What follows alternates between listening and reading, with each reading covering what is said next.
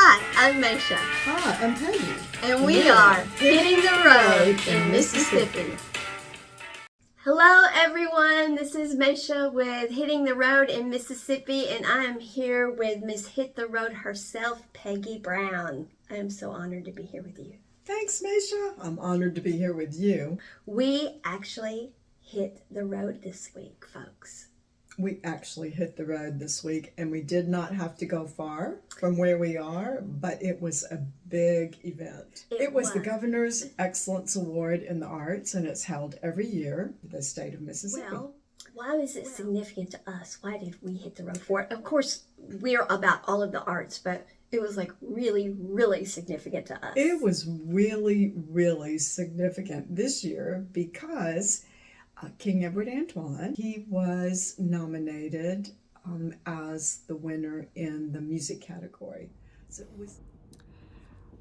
Okay, here I am with King Edward Antoine. So what we didn't get to tell Marshall in the interview was about all of the places that you've been, and some of those were mentioned in your bio when they read your bio out the other night about going to the festival in Davenport, Iowa. Oh yeah, we went there with Bill Perry and Mickey Rogers, and then I'm so glad Marshall asked you about playing for the B.B. King Homecoming. That was the last one that B.B. was at. That's right. And that was such an honor for y'all to play. That's right. That was the last time I saw him on the stage. At the B.B. King Museum. Yeah. That's right. You've played a lot of places that we haven't even mentioned here, but when you went down to play for Stan Lewis's thing down in, where's that? Shreveport? Shreveport, Louisiana. Yeah, you remember Nolan went with that us. Nolan struck. Yeah, and y'all got lost. Yeah, we got lost, and y'all had to come find us. Take us back to the stage. Get back to the stage, and that was a fun event. Yeah, but Ricky Lewis had really played that day though. Yeah. Ricky Lewis and what's the saxophone player? Yeah, you had Johnny Sharp with you. Mm-hmm. Oh, they really got down. They played. Mm-hmm. Right. It was good. So we've been a lot of miles. That's right. Yeah. We'll do it again. We'll do it again. We need to keep on going. Did go into preparing him. I know that he had an interview to go to. He did, and so that was a big to do because there was like a long walk for the interview, and the interview itself was long, and he apparently enjoyed talking. So tell us about the interview. He did enjoy talking. Yeah. We went out to Mississippi Public Broadcasting, and they interview all of the nominees and put it on Mississippi Public Broadcasting Radio. And so I was contacted by Maria Zarang from the Mississippi Arts Commission, and we chose a date. And so I met King Edward and June June is his wife, Miss June, met them at a normal meeting spot that we have, and they followed me out to Mississippi Public Broadcasting. And so we got out there, and King he's a little challenged on his ambulatory movement. His mobility, right? Yes, and so he had his walker, and fortunately, Miss June was there. She is the best. And so we got there early, which really was kind of good. We got to sit down on the sofa in the lobby and just kind of process what was going to happen. Now, he does not mind interviews, so he was not nervous about it. Oh, no, he wouldn't be. Oh, no, he was not. He's got a lot to say. He's got a lot to say. He was not nervous about it whatsoever. But we got to sit there and wait for our interviewer to come and to take us back to the studio. And there were several people that work at Mississippi Public Broadcasting that knew that he was out there, and a couple of them knew him, but then a couple people didn't. And so they came out. They just filed out into the lobby and, hey, King Edward, congratulations on your award, and shook his hand. And so that made him feel really good that he was being recognized. Sure. And so then the interview came through, and we were going back to the studio, which is quite a walk. And he kind of gave out on the walk, and so June and I put him in the walker, and with wheels on it. Right. We it pushed him back. It has a seat. Yeah. He sat on the which seat. is clever as can be. It's just so clever. Yeah. And we wheeled him back there and got him into the studio. And Miss June and I were able to sit in the studio with him, quiet as church mice, and listening to his stories that Maria was getting out of him. And so she interviewed him for an hour show. And so that was the start of all of this. Of course, okay. This is kind of a, you're going to be on television, you're going to be in front of a lot of people. The governor, or as it turned out, the governor's wife, is going to give you the award. Right. So you want to look spiffy. You want to look spiffy. You want to look spiffy. You want to look spiffy. So King Edward had some help looking spiffy for this. So let's talk a bit about that. King Edward did have some help. Because he looked spiffy. He looked really, really good. He was styling and profiling. That's exactly right. Two blues lovers who are local to the Jackson area, but who love blues all over the state. That was Linda Walker and Brenda Willis. Right. Decided that they wanted to try to help him get a tux. And wasn't that wonderful? Oh, it was wonderful. That was an amazing thing. It was amazing, and Yes.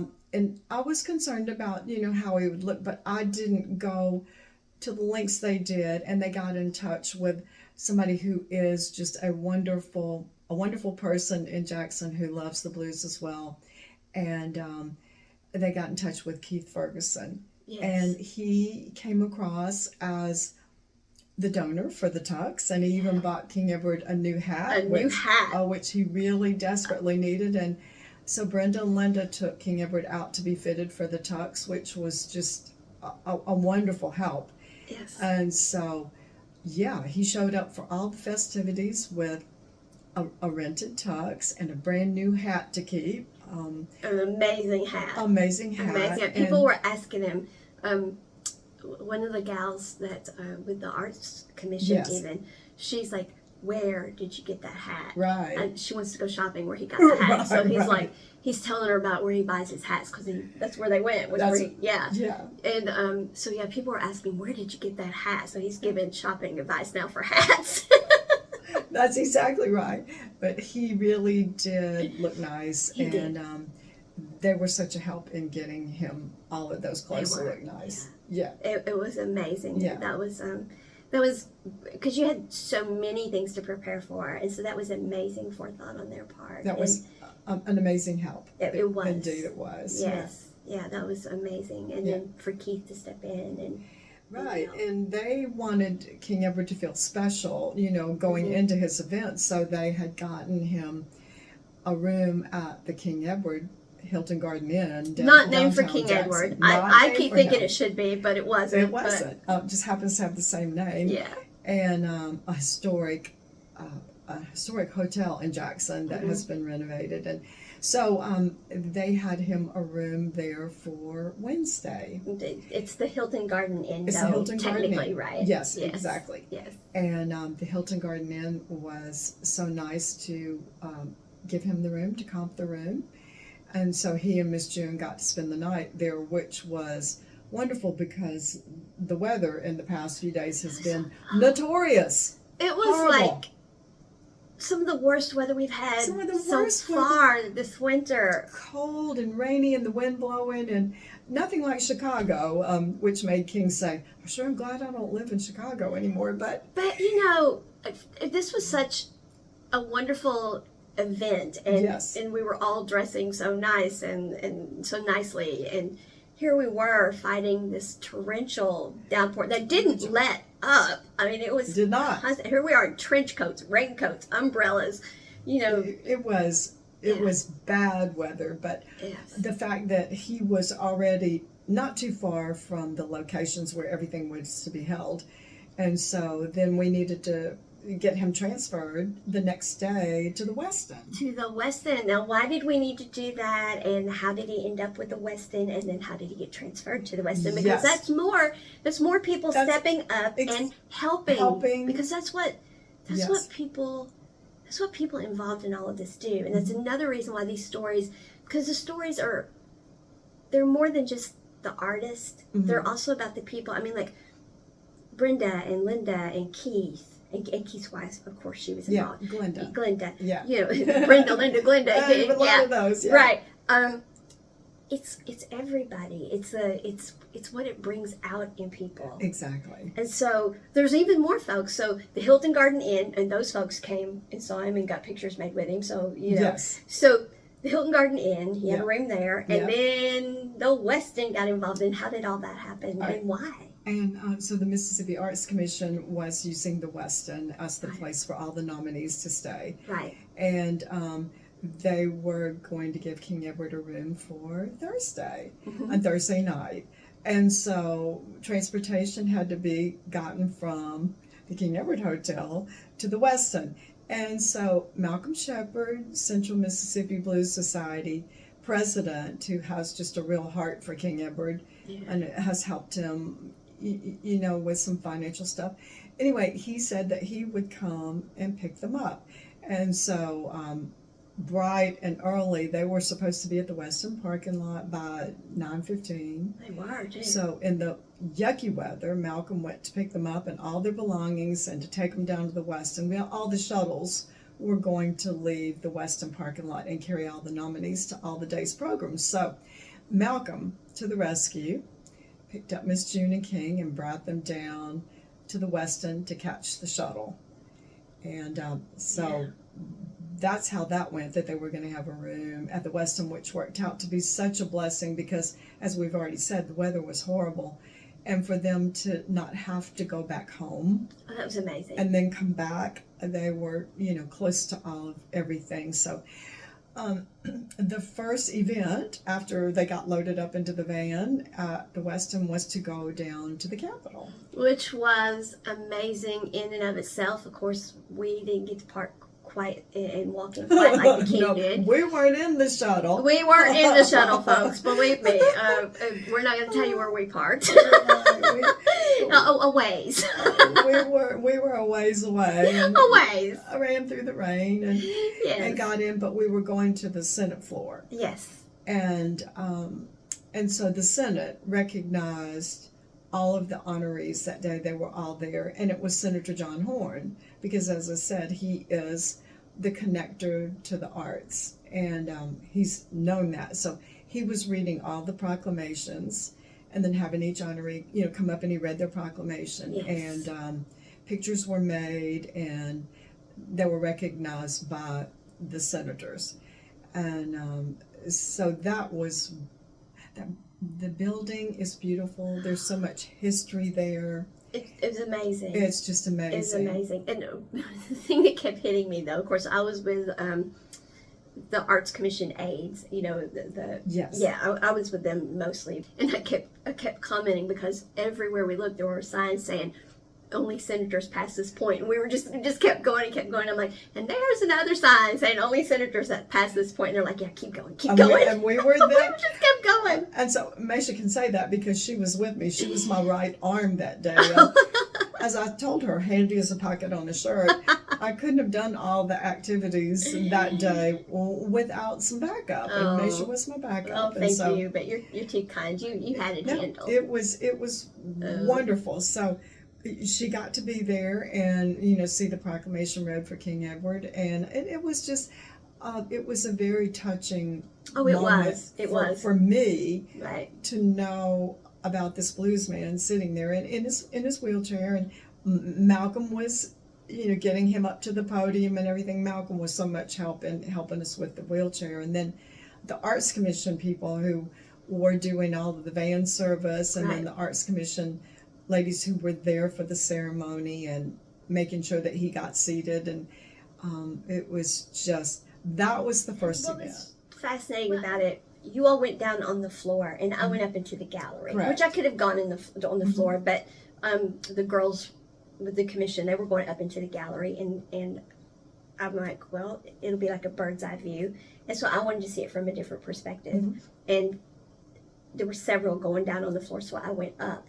So I had a different perspective, and being able to look down at how everyone was having to maneuver and see it all, it was really, I really enjoyed seeing that because you could see Malcolm, maneuvering him over there. You could see the senator, you could tell how special it was for the senator to bring him up, because he's like, Eddie Cotton Jr., are you ready for this? The senator said, and now for all you blues lovers out there. He stole your line. He did. And so it was a special moment. And being up, you could see senators stop what they were doing and get their cameras out. And so you could see all that from, because we were all down on the floor, and I know you could see some of it, but it was still different. So yeah, you could see people's. Yeah, you had a bird's eye view, I had a floor view, right, which was fine, and they had TV screens up where they were flashing up the picture of each honoree. Different perspectives of what was going on. It was really good, and Senator Horn asked for the senators from Jackson, and he asked for them to come up and stand as he was going to honor King Edward. Yes. And a lot of those senators knew King Edward and had already come over to speak to him and shake hands with him. Right. So that was cool. There was a nice big group. He seemed a little in awe. I think that's a little overwhelmed. That the place that he was in. Yeah. Yeah, he seemed like when he's watching it all, and then when they called his name, and then all of the like you said, all the Jackson elected people came up, and the senator made a big deal out of it. And, he kind of just hushed everybody, and all you blues lovers, and it was. I mean, he was kind of like, "Whoa, this is really happening." You could get that. Yeah, it was a moment, folks. It was a wonderful moment. It was. So going from the to the Capitol, what was that like? It's so pretty in the Capitol, but Senator Horn reading the proclamation for you. Yeah, but I had played in there before. Oh, had you? Yeah, me and Malcolm and at the Capitol. Yeah, me and Malcolm and Ricky Lewis. Okay. And somebody else, I can't remember who else was up there. But just three of us playing in the hallway. Oh, okay. We played in the hallway. Okay. Yeah. So I was impressed with how pretty it was in there, and I didn't know that people weren't supposed to be taking pictures. I didn't know that. They didn't tell me, and so there I was, just taking pictures. And the people that were sitting up in the gallery, they were told, don't get your phones out, don't take pictures. Well, nobody told me that. So I'm glad they didn't tell me, because I got good pictures of you and June standing up by Senator Horn. Yeah, I saw that. Nice pictures. Yeah, nice pictures. Right? And so I didn't know that, but when the other people were being honored, a couple of senators stood up and took pictures. But when Senator Horn said, blues lovers, and we got King Edward Antoine up in here, and you got brought up, almost all of them stood up with their phones and took pictures. That's right. No, I loved it. Everybody in there. Everybody was taking pictures. That's right. Yeah. So it go to show you how many people that know me around the world, Yeah, that's right. That's right. So I appreciate you for doing all this for me. Oh. And we'll do it again, okay? Oh, we will do it again.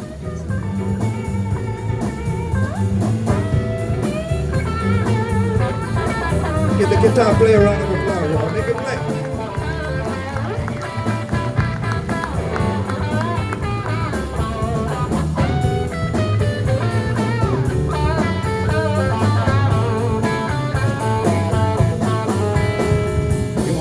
Come home right now to me. I'll be waiting at home, waiting on you. Bring your pretty self home. Bring your pretty self home. The prettiest thing I ever seen. I'll buy your Cadillac car in a diamond ring. If you only bring your pretty self home, your pretty self home. Bring your pretty self home. Bring your pretty self home. Everything gonna be alright. Alright. joining us, and you can reach out to us at this email address, htrprb@gmail.com. We'd love to hear any ideas you might have about what we're doing, or any suggestions about where we might go or someone we might interview. As we are hitting the road in Mississippi.